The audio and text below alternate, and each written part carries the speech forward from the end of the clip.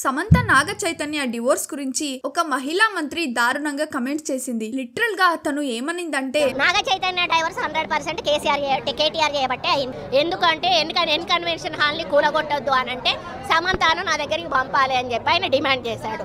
సమంత గారిని వెళ్ళమని చెప్పి నాగార్జున వాళ్ళు ఫోర్స్ చేశారు. సమంత నేను వెళ్ళను అనింది. వెళ్ళను అంటే వాళ్ళు చెప్తే వింటే విను, లేకపోతే వెళ్ళిపోండి, డైవర్స్ ఇచ్చారు.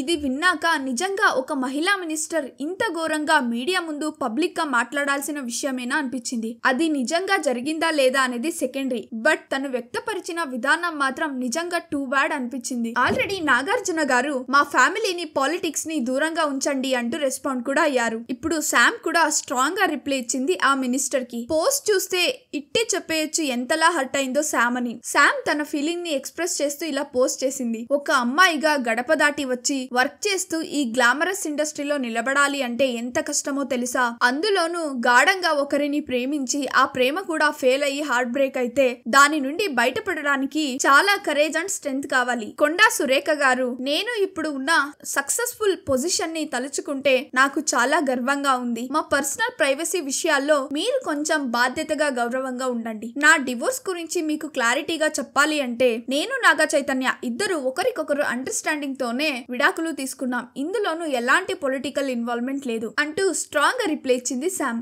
నా ఫీలింగ్ ఏంటంటే నిజాలు పక్కన పెడితే ఒకరి ప్రైవసీ పర్సనల్స్ గురించి పబ్లిక్ లో అలా మాట్లాడడం కరెక్ట్ కాదు అనేది నా ఫీలింగ్. మీరేమనుకుంటున్నారో కమెంట్ లో చెప్పండి. అలాగే వీడియో నచ్చితే లైక్ చేసి మరిన్ని వీడియోస్ కోసం do not forget to subscribe the SR general talks. Main గా బెల్ ఐకాన్ ని క్లిక్ చేయడం మాత్రం మర్చిపోకండి. Thank you.